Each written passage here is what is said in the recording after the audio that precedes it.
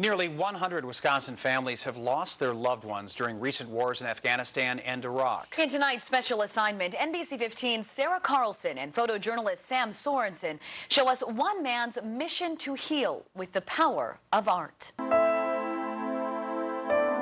Some people paint like Beethoven. Beethoven had to go back and rewrite music over and over again. Some people are so talented, they can just work with the brush effortlessly, like Mozart. I paint like Beethoven. Tim Mayer is on a mission. I knew the healing capability of art, and I wanted to create this living art project and program. For the last 6 years, he has painted fallen soldiers.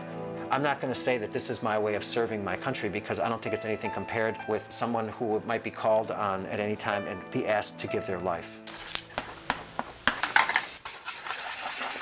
We want to focus on his face because the Fallen Soldiers Project is also a memorial project.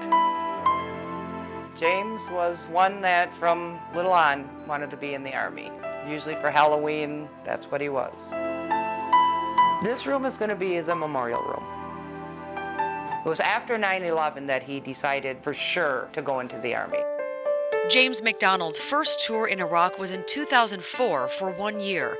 He came home, then returned in 2006. He was in a convoy. He was a gunner out the top. His convoy hit a roadside bomb. It actually just flipped my son back and whacked his head. James suffered a head injury, but downplayed it so his mom wouldn't worry. And he called me, "Mom, don't stress.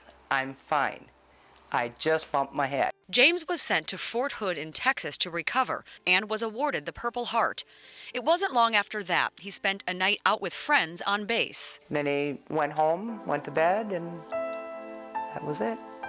James, at the age of 26, died overnight. I got a knock on my front door. Private first class, James McDonald has died. I said, no, can't be.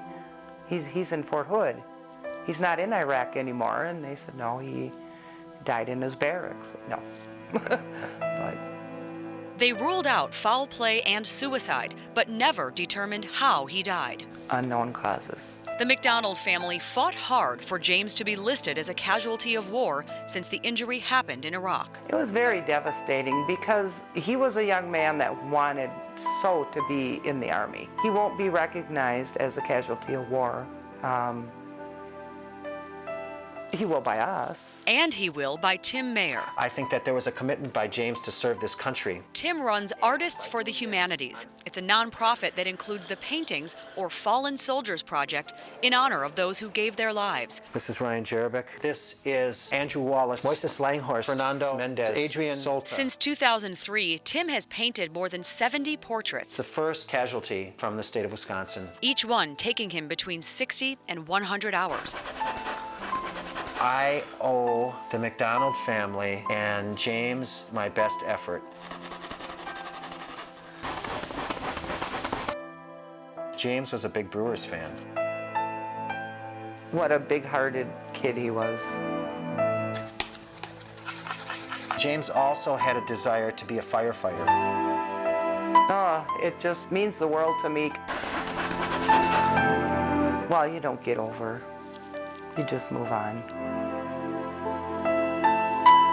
I know when the painting is ready. It's ready when I don't want to give it to the family because it looks so good. Tim really has found his passion with this work. He is now expanding the Fallen Soldiers Project to something called Return and Recovery. It's a new program that will help war veterans who have either physical injuries or psychological damage by using art as therapy. To learn more about Return and Recovery, head to NBC15.com, where we have a web-exclusive video.